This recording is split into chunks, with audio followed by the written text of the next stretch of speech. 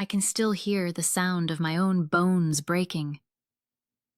It wasn't a clean snap like you hear in the movies. It was messy, wet, sharp, like something tearing apart that was never meant to be torn. My leg folded under me and I hit the floor hard. Cold wood against my cheek, my blood pooling warm and sticky, spreading out in little rivers that crept into the cracks. It was 2 a.m., the kind of hour where the city outside feels dead. But inside our apartment, everything was alive with violence. His fists, his boots, his voice, thundering, slurring, spitting rage. My stepfather. He was always bigger than life when he was angry. Bigger than walls, bigger than reason. And that night, bigger than me. I remember the metallic taste in my mouth where my teeth cut into my tongue, the ringing in my ears like a fire alarm that wouldn't shut up, my chest struggling for air, each inhale shaky, each exhale burning. I tried to scream, but it came out thin, broken, like a child's whisper. And my mother. She was there, standing by the kitchen door, bare feet on the tile, her nightgown hanging loose, face half hidden in shadow. She didn't say a word, didn't move. Her silence was heavier than his fists. I could have handled the beating. I'd been handling it for years, but her eyes, watching and not stopping it, that's the wound that never stopped bleeding. I wanted to reach for her, beg her to do something, anything. But my arm wouldn't move. Pain wrapped around me like barbed wire, holding me down. The floor smelled of old dust and iron, my own blood painting it red. The clock on the wall ticked so slowly it mocked me, each second stretching like an eternity. He kicked me again, straight in the ribs this time. My body jolted. I thought maybe I'd pass out. Maybe that would be a mercy, but no, consciousness clung to me like punishment. I was trapped, awake, tasting every second of it. I thought about how the neighbors might hear, thin walls, paper thin. But no one ever knocked, no one ever called. New York is loud, but it can be deaf when it wants to. And in that moment, the whole city might as well have been asleep while I drowned right there on the living room floor. Blood dripped from my temple into my ear, warm, thick, ticklish. I wanted to wipe it away, but couldn't. My leg throbbed with a fire that spread up into my hip. I was 16, and I thought I might never walk again. I tried to say, stop, just that one word, but it caught in my throat. Came out like a breath, not a voice. He laughed. The kind of laugh that doesn't sound human, more like an animal pleased with itself. And her, my mother, still there, arms folded, eyes empty. She didn't flinch when I cried, didn't move when my stepfather's shadow fell over me. I wondered if she even saw me anymore, or if in her mind I was already gone. I remember the sound of the refrigerator humming, the faucet dripping, the little domestic noises of a home, ordinary sounds. And over them, my own gasps, my own sobs, the dull thuds of him breaking me. Minutes stretched like hours. My whole body screamed. But inside my head, something else grew louder than the pain. A question that dug deep, sharp, and relentless. Why isn't she saving me? At 2 a.m., on that floor, I learned that the person who gives you life can also stand there and watch you lose it. That silence can be louder than violence. That betrayal doesn't always come with shouting. It can stand still, quiet in the corner of a kitchen, doing absolutely nothing. I thought that was the night I was going to die. My blood on the floor, my broken leg, his fists raining down. But death didn't come. Something worse did. Survival. Because surviving meant remembering. Surviving meant waking up every day after that, with the echo of his boots and the shadow of her silence stitched into my skin. And I'm telling you this now because that floor at 2 a.m. wasn't just wood and blood. It was the place where the truth finally showed its face, where I stopped believing my mother would save me, where I stopped waiting for family to mean safety. That floor became the first chapter of who I really am. When I think back to New York, before everything fell apart, the first thing that comes to me isn't the chaos. It's light. The kind of light that spills in through the tall windows of our little apartment, golden in the mornings, almost warm enough to trick me into forgetting we were on the 12th floor of a gray building surrounded by endless traffic. I used to wake up to that glow painting the walls, to the smell of my mom's coffee, to the sound of the city already alive below us. For a while, that was what home felt like. I was just a kid, maybe 7 or 8, running barefoot across a floor that was always a little too cold. I'd curl up on the couch with my stuffed rabbit, listening to Mom hum as she got ready for work. Her laughter was soft back then, quick, real. She had this way of brushing my hair out of my face when I talked too fast, like she wanted to memorize every word I said. We didn't have much, but I didn't notice. I only knew the sound of her voice, the rhythm of her footsteps in the hallway, the warmth of her hand holding mine as we crossed busy streets together. New York was loud, but our apartment was a kind of bubble. I remember lying in bed at night, sirens wailing far away, the rumble of trains under the city, and still feeling safe because she was there. She was everything, my whole world. That was before he came. The first time I saw him, I was standing in the kitchen eating cereal straight from the box. He knocked on the door and Mom's face changed in a way I didn't understand at the time. She smoothed her hair, straightened her shirt, tried to hide how nervous she was. When she opened the door, there he was. Tall, broad shoulders, that heavy presence that seemed to take up all the air in the room. He smiled, but it was the kind of smile that didn't quite reach his eyes. I remember clutching the cereal box tighter, not knowing why I suddenly felt small. At first, it was different.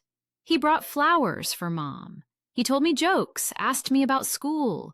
We went out for pizza, and for a while I thought maybe this was good. Maybe our little family had just grown bigger. There was this fragile hope hanging in the air, like if I was careful enough, I could protect it. But even then, under the laughter and the dinners out, there was something sharp hiding in his voice. I didn't know the word for it then, but now I'd call it control. The way his eyes followed Mom, the way his hand lingered too long on her shoulder when she talked to someone else, the way his questions always sounded like tests she had to pass. I remember the night he moved in. His suitcase sat heavy by the door.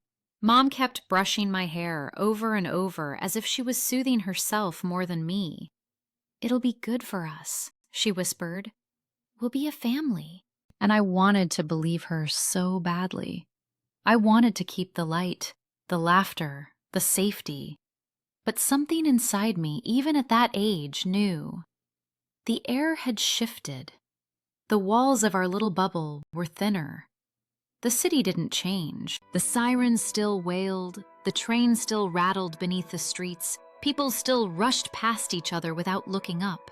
But inside our apartment, I started noticing the silence.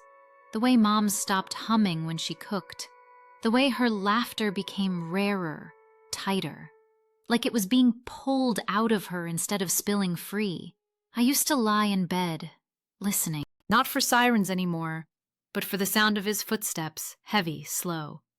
A presence that didn't let me sleep as easily as before.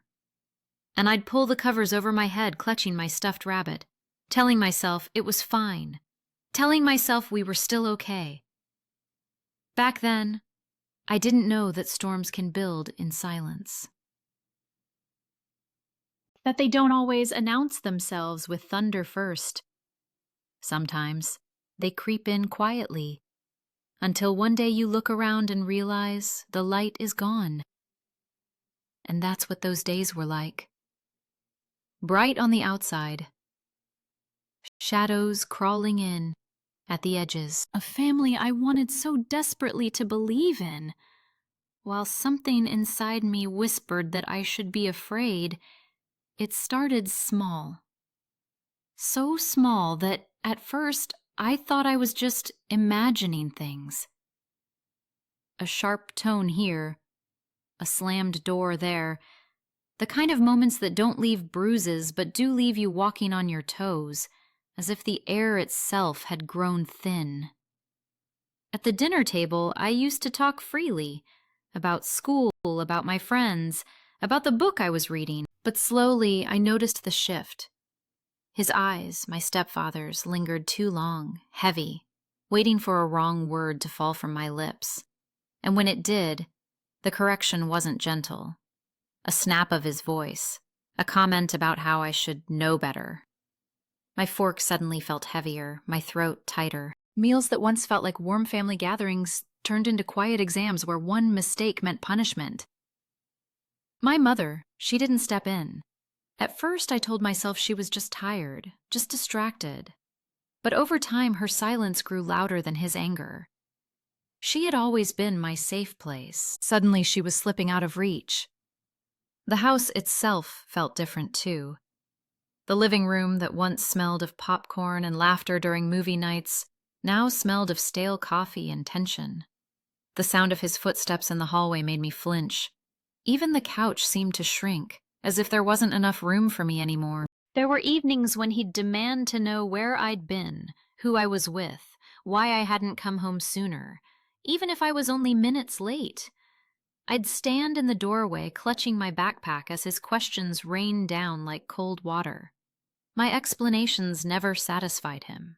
He always found something to twist, and each time my mother's eyes avoided mine, staring at the floor, the wall, anywhere but me. That avoidance cut deeper than his words. Nights were the worst. I'd lie in bed listening to muffled voices through the walls. His anger spilled over into their conversations, low rumbles from him, soft replies from her that grew shorter with time. Sometimes there'd be silence afterward, a silence that pressed against my chest until I could hardly breathe. I began to notice how he inserted himself into everything. What I wore, how I spoke, even the music I played in my room. If I laughed too loudly, he told me to quiet down. If I smiled at my phone, he wanted to know who it was. It wasn't protection, it was possession. And my mother? She drifted further. She didn't ask about my day anymore. She didn't notice the way my shoulders curled in on themselves, the way my voice faded into whispers. When she looked at me, it was as if she saw a burden instead of a daughter. That realization cracked something in me. I'd sit at the window some nights, watching the lights of New York flicker, wondering how a city so alive could hold a home so suffocating. Down on the street, people laughed, argued, lived. Up in my room, I felt myself shrinking, fading. I used to believe love was unshakable, that no matter what storms came, family was the anchor.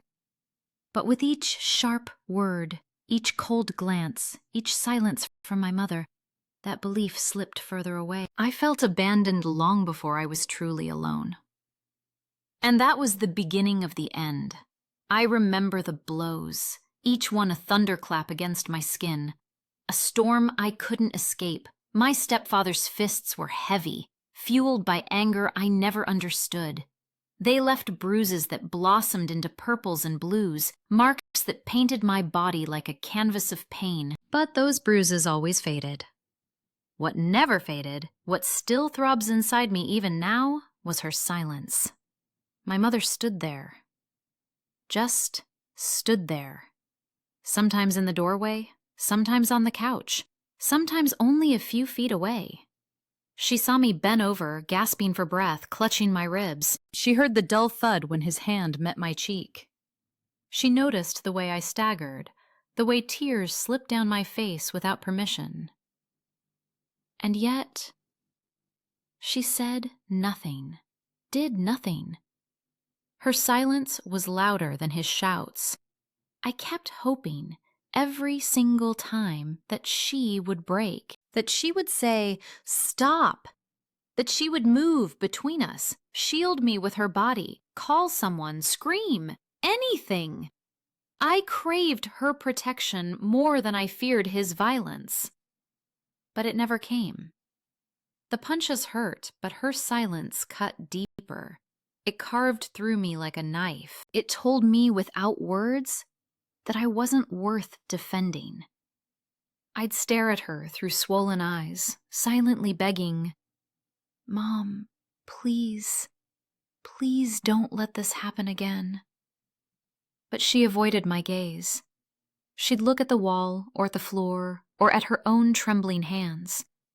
Sometimes she even looked at him, almost as if she wanted approval. That burned worse than the sting on my skin. Nights were the hardest. After he stormed off, I'd retreat to my room, curl up on the bed, and press a pillow to my face to muffle the sobs. In the quiet, I'd replay her silence over and over. That silence had weight. It pressed down on me heavier than any fist. It whispered lies into my ears, that I was alone, that no one would come, that not even my own mother thought I deserved saving. I remember one night in particular. My lip was split, bleeding. I sat at the kitchen table, ice pressed to my face. She sat across from me, stirring tea. The room smelled faintly of chamomile. The clock ticked loud in the silence between us.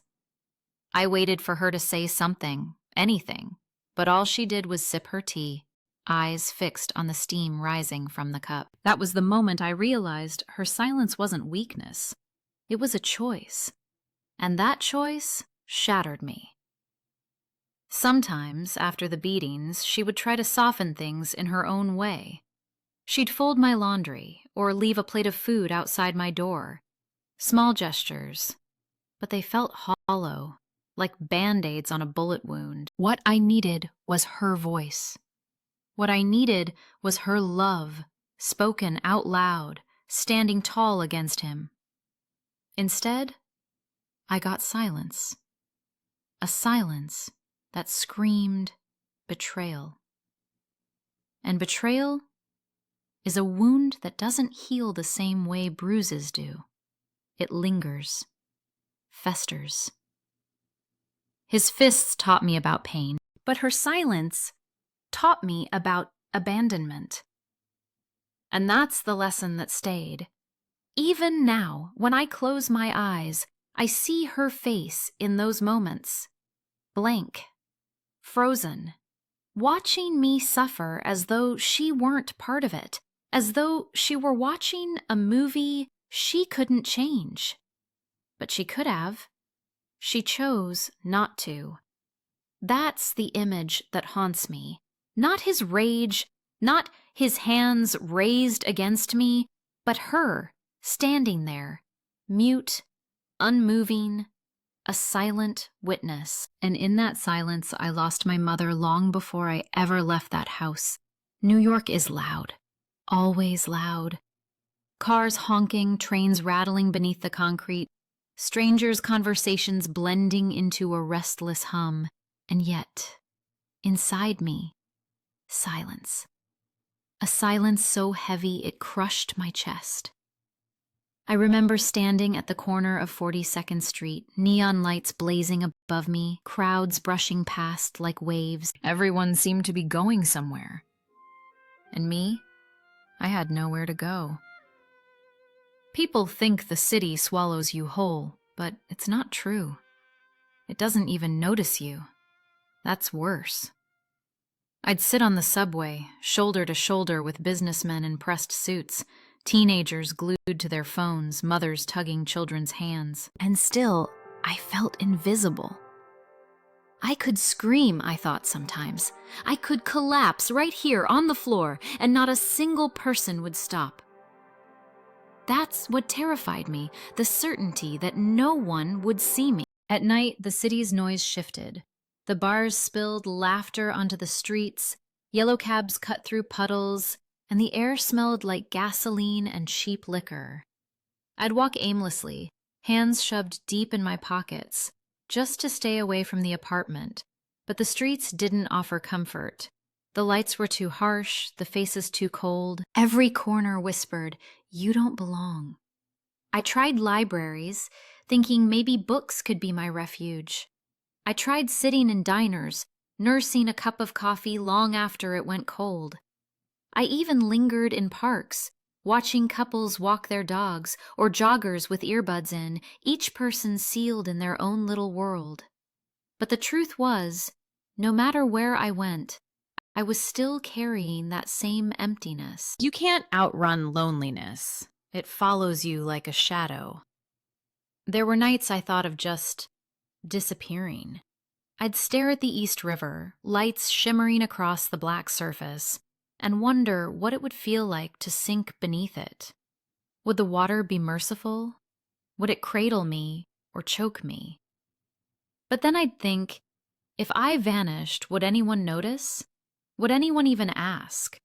The answer that came back again and again was silence.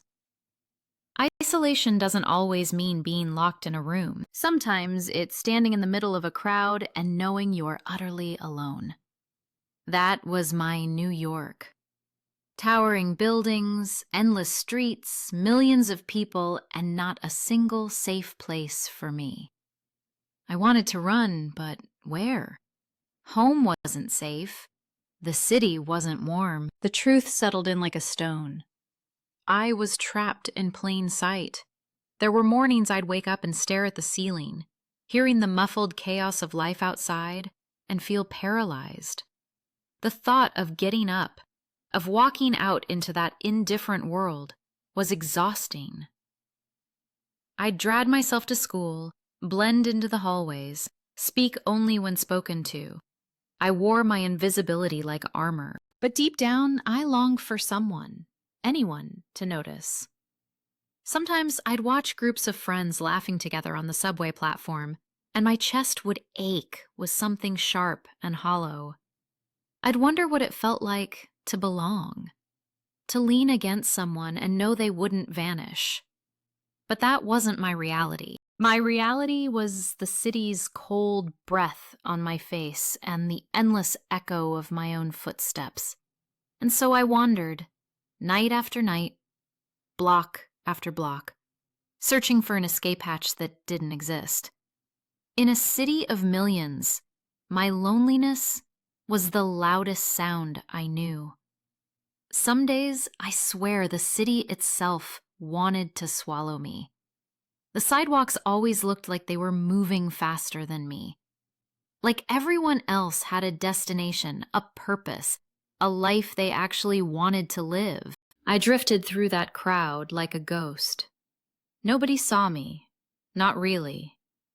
But then, sometimes, it was the smallest glance, the tiniest question, that made me feel like maybe I wasn't completely invisible. There was Mia. She sat behind me in English class. She'd tap my shoulder just to show me a doodle she'd drawn in her notebook. Cats with oversized heads, girls with wild hair flying in the wind, silly stuff, really.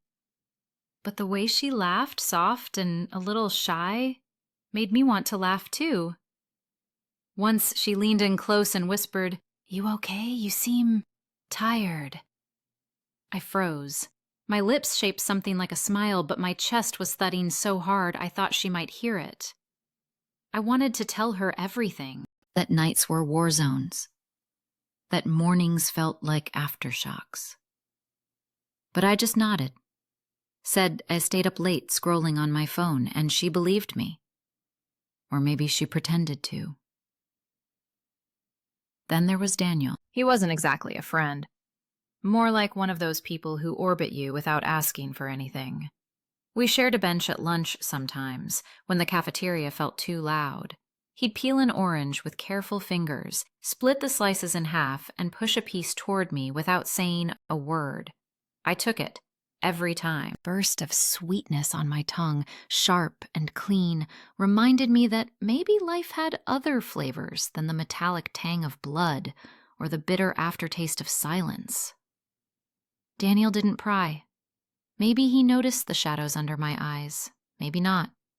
But his quiet kindness felt like sunlight through a crack in the blinds. And then there was Mr. Jacobs, my English teacher. He had this habit of squinting at students, like he could see right through the excuses we wrapped ourselves in. One day, he stopped me after class.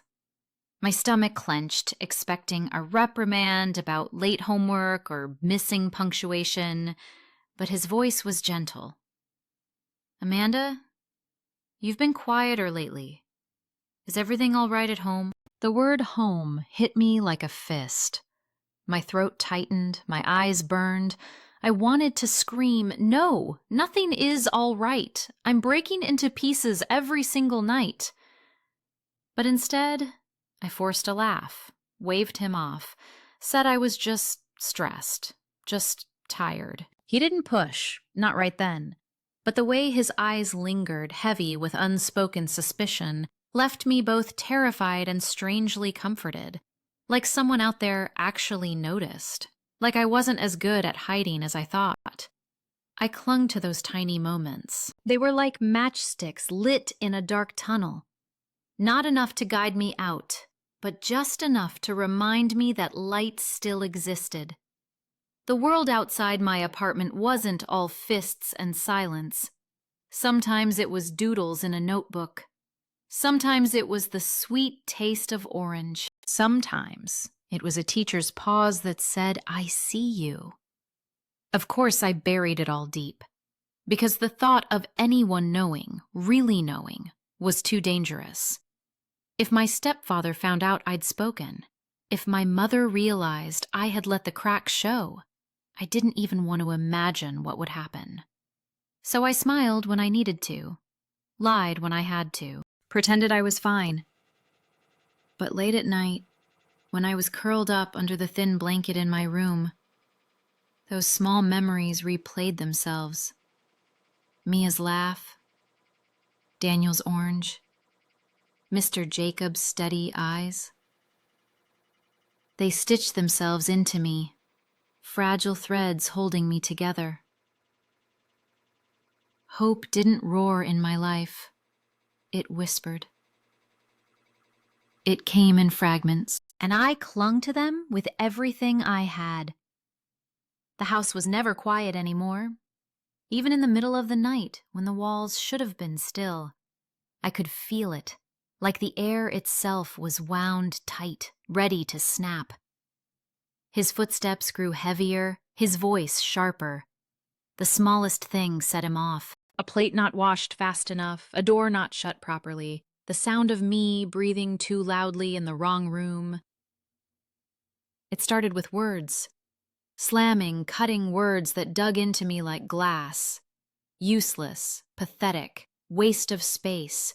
And he spat them out like poison, and each one lodged somewhere inside me, burning. But words, they weren't enough for him anymore. Soon it was fists slamming against tables, bottles shattered on the floor, doors kicked so hard the hinges screamed. Then it was me. The first time he shoved me hard enough to fall, I remember the shock more than the pain. The world tilted. My body hit the corner of the couch. I froze, waiting for my mother to step in, to say something, anything. But she just sat there, cigarette balanced between her fingers, eyes fixed on the TV screen. Like I was invisible, like none of it was happening. After that, the shoves turned into slaps, the slaps into punches. He'd grab me by the arm, his grip so tight I swore his fingers would carve themselves into my skin. Once, he threw a plate at the wall near my head. The sound of porcelain exploding into 1,000 pieces felt louder than thunder. My ears rang for hours. I swept the shards up in silence while he muttered under his breath about how I should have listened better. My mother barely looked up. She just dragged on her cigarette, her eyes glazed, her face blank. I tried to search her for anything. Fear, guilt, love, something. But there was nothing. She'd built a wall around herself and left me on the other side to take the blows. Nights became the worst. He'd stumble home, the stench of alcohol clinging to him, his footsteps uneven but menacing. I'd curl up in my bed, pulling the blanket over my head like it could shield me. Every creak of the floorboards made my stomach twist. My heart would race so fast I couldn't breathe. Sometimes he'd fling my door open just to yell, just to remind me he had the power to ruin the silence. The fear seeped into everything. My body never felt like mine anymore. Bruises blossomed like dark flowers along my arms, my ribs. I pull my sleeves down low at school, keep my head bowed. My friends stopped asking questions after I brushed them off too many times. Even Mr. Jacobs's concerned glances became something I avoided, terrified he'd see the truth written across my skin. And yet, part of me hated myself for staying silent. Each time his hand struck me, each time his voice roared so close to my ear that my head rang, I told myself I should scream, I should run, I should do anything. But fear is a cage, and the longer you live inside it, the smaller you become. One night, he caught me hesitating when he barked an order. That was enough. He backhanded me so hard my vision went white, then red. I stumbled, my cheek burning like fire. My mother didn't even flinch. She just reached for the ashtray, tapped the ash off her cigarette, and kept staring straight ahead. That was the moment I realized she wasn't going to save me. Not now, not ever. From then on, every day felt like walking a tightrope stretched over fire. I measured my words, my footsteps, my breaths. Anything could ignite him. And when it did, there was no one to shield me. The walls of our apartment seemed to shrink around me, suffocating, holding in every scream I swallowed. The violence escalated, and with it, my silence. I learned how to hide the bruises better, how to cover the tremor in my voice, how to disappear in plain sight. But inside, I was breaking. My body carried the marks, but my spirit was being beaten down into dust. And still, every night I told myself the same lie. Maybe tomorrow will be different. It was 2 a.m. again, that cursed hour. The walls of our apartment held their breath. The city outside hummed with distant sirens and drunken laughter.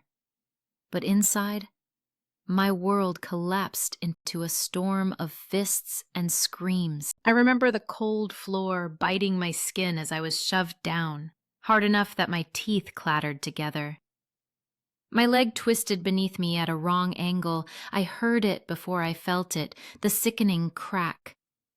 Then the pain followed, sharp, white-hot, like lightning exploding inside my bones. I screamed. Not a scream of anger, not even a scream of defiance. It was pure survival, a howl that scraped my throat raw. The sound bounced off the walls, but it didn't matter. He didn't stop. My stepfather's face hovered above me, red, swollen with rage, spit flying from his mouth as he cursed me, called me worthless, ungrateful. His boot came down again, right on my leg, and the room spun. I begged. God, I begged. My voice cracked, broken words spilling out between sobs. Please, please stop, please. My hands reached out, shaking, desperate, clawing at the air like I could grab Mercy out of nothing. But Mercy wasn't in that room. My eyes found her. My mother. She was standing right there in the corner, just a few feet away. Her arms were folded, her face pale in the dim light of the kitchen bulb. I called her name, called it like a drowning child calling for a lifeline. Mom, please, help me. She didn't move, not even a flinch. Her eyes slid past me, like I wasn't even there, like I was just another piece of furniture broken on the floor. The silence that fell from her lips was louder than his shouts, heavier than his blows. It pressed down on my chest until I couldn't breathe. Blood trickled from my mouth, warm and metallic, staining the white tiles beneath my cheek. I could smell it, iron and salt, mixed with the sour stench of sweat and alcohol. My leg throbbed with every heartbeat, swelling against the denim of my jeans. The pain was unbearable, but the real agony came from her silence, from knowing that the person who was supposed to protect me had chosen not to. I tried again. My voice was barely a whisper, a rasp that scraped through clenched teeth. "Mom, please." My tears blurred her shape, but I could still see enough to know she wasn't coming. She wasn't going to stop him. She wasn't going to save me. At that moment, the room shrank to the size of my pain. The tiles against my face were ice. My nails scratched at the grout lines, searching for something solid to hold on to. His voice thundered in my ears, his curses merging with the ringing inside my skull. Every blow was a wave, and I was sinking, drowning in it, reaching out for a hand that never came. I thought I might die right there. And the terrifying part?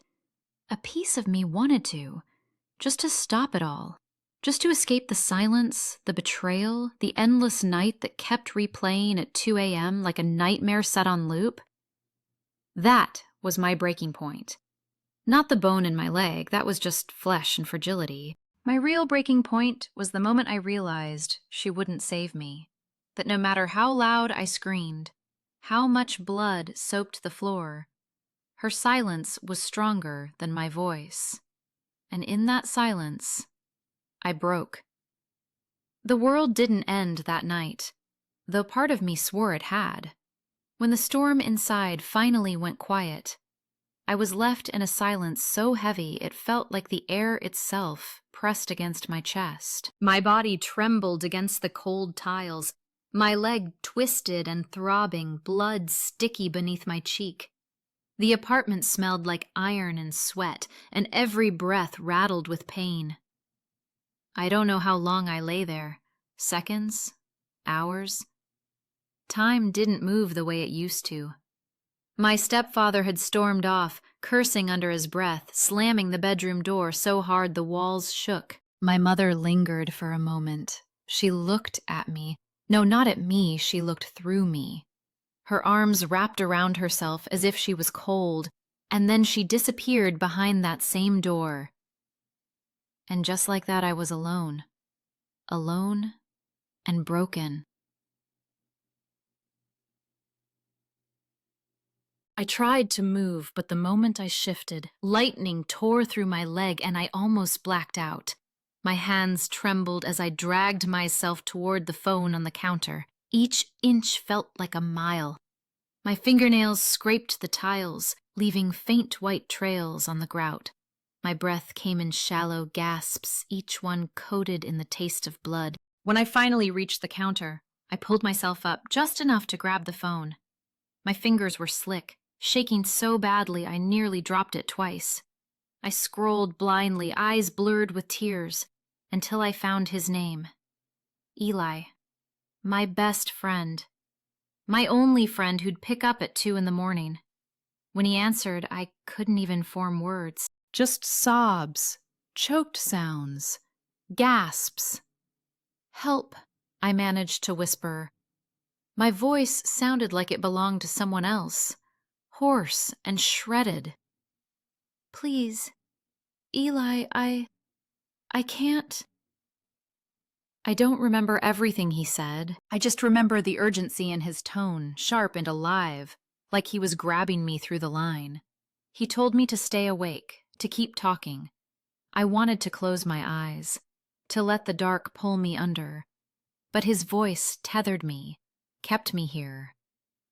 Minutes later, though it felt like another lifetime, I heard pounding at the door, then voices. Eli's voice, frantic, calling my name. He must have run the whole way. I remember the sound of keys rattling, Then the door crashing open, footsteps racing toward me. The look on his face when he saw me, I'll never forget it. His eyes went wide, his skin pale under the kitchen light. Jesus, Amanda. His hands hovered, afraid to touch me, afraid he might break me further. Then he dropped to his knees, his jeans soaking up the pool of blood I was lying in, and pressed his jacket under my head. He kept saying, "It's okay. I'm here. I've got you. You're okay now." I wasn't okay, but for the first time that night, I believed maybe I could be. The rest came in flashes, sirens in the distance growing louder, the blinding red and blue lights bleeding through the thin curtains, paramedics storming in, voices sharp and practiced, questions I couldn't answer, hands lifting me, strapping me down, the world spinning above me as the ceiling raced past. Eli's face leaned over mine, still talking, still keeping me tethered. Then the hospital, white lights burning my eyes, the antiseptic sting of alcohol and latex gloves, the taste of oxygen forced through a mask, voices floating above me, nurses, doctors, someone calling out my vitals. Pain stabbed through every nerve, but worse than that was the humiliation. Lying there in front of strangers, broken, covered in bruises I couldn't hide anymore. I remember Eli standing at the edge of the bed, fists clenched, eyes wet but fierce. He wouldn't leave. No matter how many times they told him to step back, he stayed. He was my anchor in that sterile chaos. Then came the police. 2 officers, notebooks in hand, faces set with professional calm. They asked questions I barely heard, their voices muffled under the haze of painkillers. I told them pieces, broken words between tears, enough for them to understand, enough for them to write it down. One of them looked at me, softer than the other. He crouched a little, so his eyes met mine. "You're safe now," he said. I wanted to believe him, but the truth was, lying there under those harsh lights, I wasn't sure I'd ever feel safe again.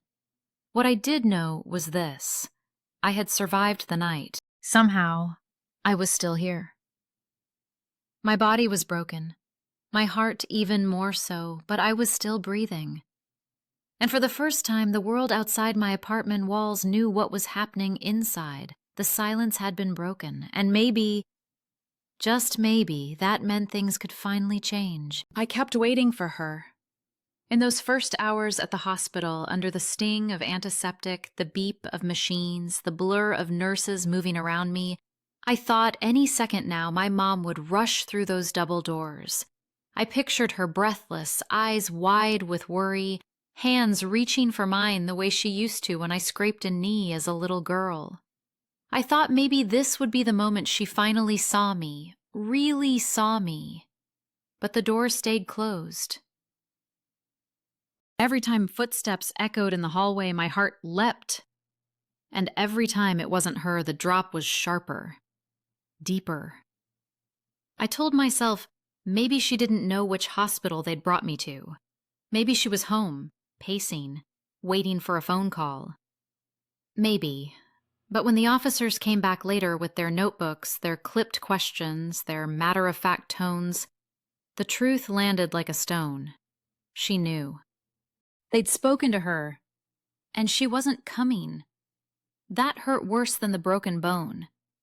My legs screamed every time I shifted, but nothing compared to that hollow place in my chest, expanding, swallowing everything. She didn't just fail to protect me. She chose him. She wrapped her silence around him like armor. And me? She left me bleeding on a kitchen floor, and then bleeding again under these harsh fluorescent lights. I wanted to scream, but my throat was raw, my voice already torn from begging. So I lay there with tears leaking into my hairline, the ceiling blurring into a white void. Eli sat beside me, his chair pulled close. His hands clenched and unclenched on his knees, his jaw tight.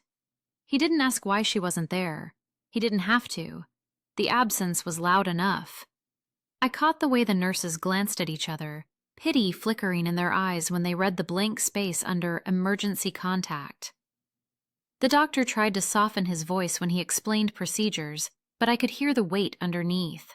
A girl alone. No mother, no father, just bruises and silence.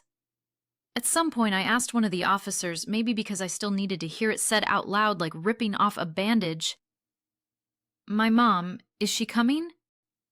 He hesitated, just a flicker, but I saw it. Then he shook his head. "She's at home.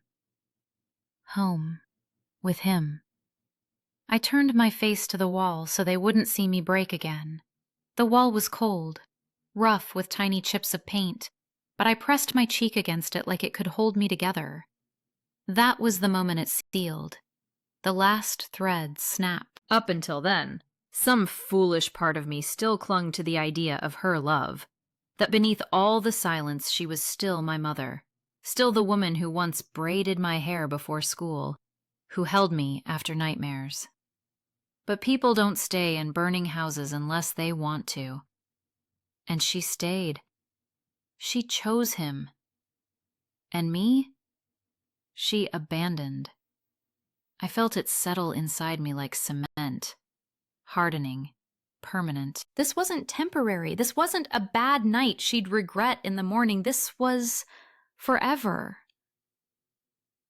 When the nurse adjusted my IV and whispered, "You're very brave," I almost laughed.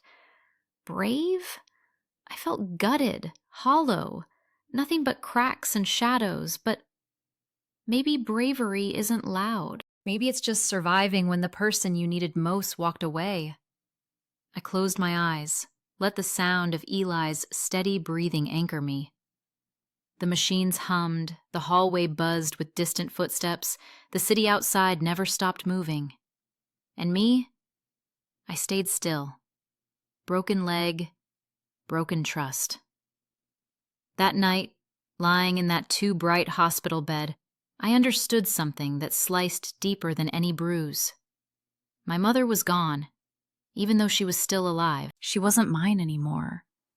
Maybe she never really was. And that truth, more than the pain, more than the blood, more than the fracture in my body, was the wound that would never fully heal. Hospitals have their own kind of quiet. It isn't peaceful, it's heavy. A stillness pressed down by the steady beep of monitors, the hiss of oxygen, the shuffle of rubber soles on tile. Lying there, I felt swallowed by it, wrapped in a silence that wasn't really silence at all, just layers of sound that made the absence of what I needed scream louder. What I needed was her voice, my mother's voice. Even one word. Even if it was cracked, trembling, unsure. But all I got was the echo of the night before. That same silence, the one she wrapped herself in while he broke me. It played on a loop in my head, like the aftermath of an explosion. No fire, no shouting, no rescue, just nothing. I stared at the ceiling until the patterns in the plaster blurred. Nurses came in and out, adjusting drips, checking vitals, whispering words of comfort they didn't have to give but gave anyway. And every time the door opened, my chest lifted in this stupid, stubborn hope that maybe, finally, it would be her, but it never was. The door always shut again, and the quiet returned, cruel and exacting. Pain medication dulled my leg, but it couldn't touch the ache in my chest. That ache had no medicine, no brace, no bandage. It was carved deeper than bone. Because bruises fade, bones knit back together. But silence, the kind that comes from your own mother choosing not to speak for you, not to stand for you, that doesn't heal. It echoes. I kept hearing her breath, shallow, behind him that night. I swear I could still feel her eyes on me, wide, unblinking, watching everything. She didn't look away. She didn't cry out. She didn't run to me. She just stood there, quiet as a shadow. That image clung to me in the hospital bed, like it had burned itself into the backs of my eyelids. Sometimes when I closed my eyes, I tricked myself. I'd imagine her sitting beside me, brushing my hair off my forehead, humming like she did when I was little. For one fragile second, I could almost believe it. But then I'd open my eyes and the chair was empty. Always empty. The officers came again, asking questions, their pens scratching across paper. I answered what I could, but my voice felt foreign, weak. They wrote down my words like evidence, but the one piece of evidence that mattered most, the silence, couldn't be written. It lived only in me. Eli sat with me when he could, his presence grounding, but I noticed how even he grew quiet sometimes, like words weren't enough to patch what had broken. And maybe that was true, maybe nothing could. At night, the city outside the window buzzed with sirens, horns, life moving forward. But inside, I was locked in that echo chamber, replaying her stillness. The sound of her not saving me was louder than any ambulance outside. The truth settled in layers. First the disbelief, then the hurt, then the hollow numbness that spread like frost. I tried to find anger, to cling to it, but even anger needs something to push against. All I had was emptiness. So I lay there in that too-white room, listening to machines breathe for the patients next door, listening to my own heartbeat on the monitor. And underneath it all, I heard her silence, endless, unbroken. It was then I realized the body can heal, but silence, it never really leaves. It lingers, it multiplies, it follows you. And in those hospital nights, silence was all I had left of her. The first time I felt safe again, it wasn't in a hospital bed. It wasn't when the painkillers blurred the sharp edges of my leg. It was when Eli walked into that room with a cop trailing behind him, both of them carrying this weight I didn't know how to set down myself. Eli looked wrecked, eyes red, hoodie thrown on like he hadn't thought about it, his jaw clenched like he'd been fighting something bigger than fists. But the second he saw me, some of that melted. He sat close, so close his knee brushed the side of my bed. That tiny touch felt like an anchor. The officer introduced herself, Detective Harris. She had this steady voice, the kind that didn't waver even in the messiest storms. I remember thinking she looked ordinary, almost too ordinary to belong in my nightmare. But when she sat down and asked me questions, really asked, not like I was evidence, not like I was broken property, it felt like maybe, for the first time, someone believed me, believed all of it. Answering her wasn't easy. My throat closed up, words stuck like thorns. But Eli sat there, nodding softly, giving me this look like, you can do this. So I spoke. My voice cracked, broke, but it came out. And Detective Harris wrote it down. Not like she was ticking boxes, but like every word mattered. That was the beginning. A couple of days later, they told me about the organization, Child Protective Services, but also this nonprofit tied to them. One that specialized in kids like me, survivors. The word felt strange, like it belonged to someone stronger, someone who had already made it through, not me. But they said it anyway. When they wheeled me out of the hospital, it wasn't back to that apartment. It wasn't anywhere near him or her. It was into a car where Eli rode shotgun, glaring out the window like he dared the world to try us again. I sat in the back with Detective Harris. She didn't fill the silence with empty promises. She just said, "You're safe now." And for once, I almost believed it. The safe house wasn't fancy. Don't picture soft couches and warm cookies. It was plain walls, fluorescent lights, and doors that locked from the inside. But plain can feel like paradise when you've lived inside chaos. For the first time in years, I slept through a night without waking to footsteps in the hall or fists on my door. There were people there, too. Staff who didn't treat me like a case file, who asked if I wanted tea, who remembered how I took it. A counselor who didn't push, just sat across from me and let silence be okay. And other kids, each carrying their own scars, some visible, some not. We didn't trade horror stories, we didn't need to. It was in the way we nodded at each other in the hall like, yeah, I know. Hope came in flashes. The sound of Eli laughing again, even if it was short. A volunteer bringing in paint supplies saying, sometimes color helps where words can't. The nurse checking my leg and telling me, you're healing faster than expected. Small things, but after so much emptiness, they felt huge. I remember one night, sitting by the window, looking out at the city lights. They didn't look as cold as they used to. Eli sat beside me, tossing gummy bears into his mouth, and said, you're not alone anymore. You get that, right? I didn't answer right away, because part of me still didn't believe it. Part of me still felt like I was waiting for the next blow, the next betrayal. But then I looked at him, at the police officers who kept checking in, at the strangers who were slowly becoming something like allies. And I realized he was right. Maybe family could fail you. Maybe silence could destroy you.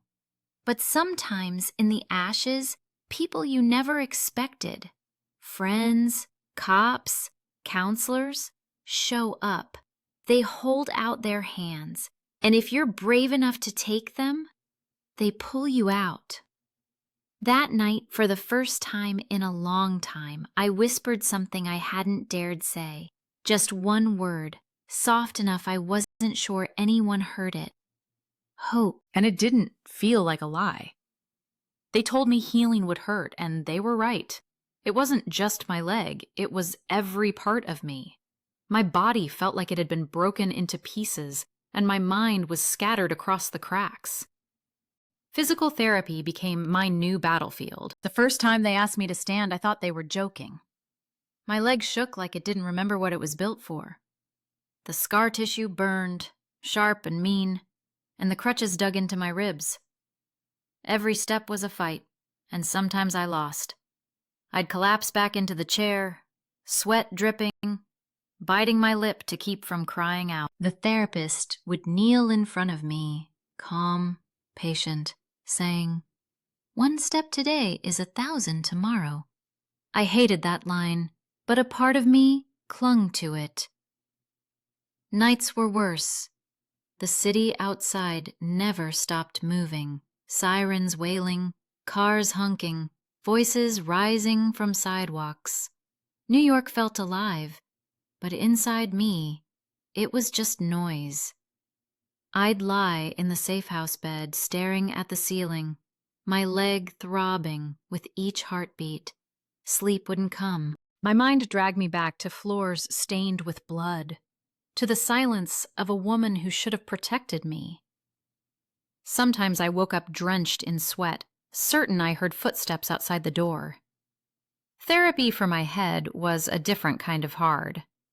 Sitting in a quiet room with a counselor, being asked to talk, it felt impossible. My throat would tighten, my chest heavy, and all I wanted was to disappear into the walls. But she didn't push. Sometimes she just sat there with me, letting silence be enough. Other times she'd say, "Amanda, you survived the worst. That means you already have the strength." I didn't believe her at first, but slowly, piece by piece, her words started to plant themselves in me. I found small routines, stretching exercises in the morning, journaling at night. Writing felt safer than speaking. Ink didn't judge, paper didn't flinch. I filled pages with fragments. Anger, memories, tiny sparks of hope. On the toughest nights, I wrote until my hand cramped. There were moments of light, too. Eli would visit and tell stupid jokes, the kind that made no sense but still cracked me open into laughter.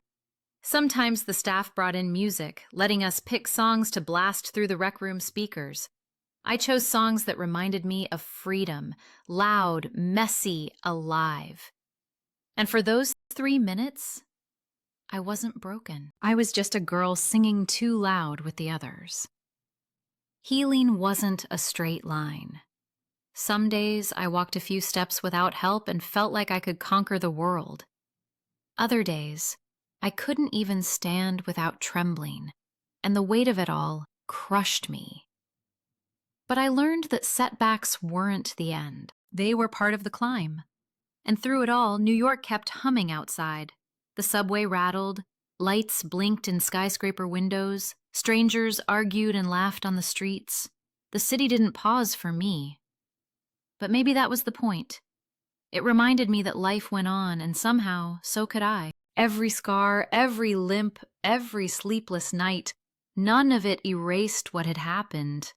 But each one became proof that I was still here, that I hadn't been erased. And maybe, just maybe, I was learning how to stand in the shadows without letting them swallow me. For so long, I thought family was something you were born into, that it was locked in blood, in last names, in the walls you grew up inside. But I was wrong. So wrong, because when everything collapsed, when the people who were supposed to protect me turned their backs, I found out that family can look different. It can be messy, unexpected, stitched together from strangers who refuse to let you drown. I remember one night in the safe house. The city outside was its usual chaos, horns blaring, sirens weaving through traffic, voices rising from the street. Inside it was quieter. I sat at the kitchen table with a cup of tea between my palms, steam rising into my face. Across from me, Eli leaned back in his chair, cracking sunflower seeds and telling me stories about when we used to play stickball in the street. His laughter was rough, raw, but it wrapped around me like a blanket. That night I realized he wasn't just a friend. He was family. Then there was Miss Kaplan, my English teacher. She'd show up at the hospital with books stacked in her arms, all dog-eared and underlined, as if words themselves could hold me together. She didn't treat me like a victim. She treated me like someone who still had a future. She'd say things like, "Amanda, stories can be both armor and map. Let them guide you." And I believed her, because in her eyes, I wasn't broken. I was unfinished. The officers who came that night, they could have just done their job, filed their reports, moved on. But they didn't. One of them, a woman named Rivera, checked on me every week. She'd ask if I was safe, if I needed anything. She wasn't just a badge. She became a lifeline. And the counselor at the shelter, she sat with me in silence when I couldn't speak. She let me cry, scream, fall apart, and then helped me gather the pieces without judgment. Her patience was a kind of love I had never known. All of them, in their own way, built something new around me. A chosen family. A web strong enough to hold me when I couldn't hold myself. The truth is, blood had betrayed me. The people who shared my name left me bleeding on the floor. But strangers, friends, teachers, protectors, they picked me up. They saw me when I felt invisible. They reminded me that love isn't about DNA. Love is about presence. About standing beside someone when the world falls apart. And slowly I let that truth sink in. That family is the hand that reaches down into the dark and refuses to let go. It's the voice that whispers, "You matter," when your own mind tells you otherwise. It's laughter in a kitchen over sunflower seeds. It's a book pressed into your hands when you feel empty. I don't carry their last names. I don't share their blood. But they are my family, my real family, the kind you choose, the kind that chooses you back. For the first time, I understood something that changed everything. Being abandoned didn't make me unworthy of love. It only cleared the space for the right kind of family to step in. And once I saw that, once I felt it, I knew I'd never be alone again. I need to tell you something before I let the story go. It's not easy because it feels like standing on a rooftop in the middle of the city, shouting into the night. But maybe that's the point. Maybe someone out there needs to hear this, the way I once needed someone to shout for me. If you are bleeding, screaming, or just silently hurting, know this: you are not alone. I promise you. Even if the walls around you make you feel trapped, even if the silence in your own home is louder than sirens outside your window, there are people out there who will see you, who will fight for you. I used to believe pain was permanent, that the bruises and broken bones were just the visible signs of something deeper I would never escape. But here's the truth: I did escape.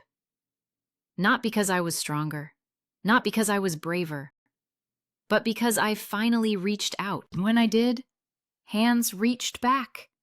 Maybe for you it's a teacher, or a friend, or a stranger in a uniform who refuses to look away. Maybe it's a voice on the other end of a hotline.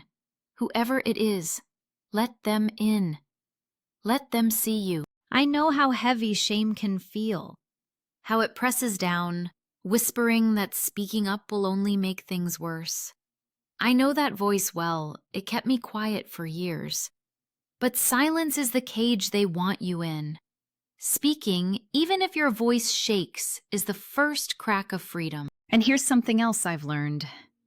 Family is not always the people who share your last name. Family is love, not blood. Family is whoever holds your hand when the world is burning, whoever reminds you that you matter, even when you feel invisible. So please, if you are hurting, don't wait for someone to read your mind. Don't wait for the pain to stop on its own. Reach out. Call, whisper, shout, write it down, anything. Your story is not over. I used to think I was nothing but the broken girl on the floor at 2 a.m. But now I know I am more than my scars, and so are you. You are not what was done to you. You are the voice that rises after. So let this be the final voice of my story, but the beginning of yours. You are not alone. You are worthy of love, and you are stronger than you think.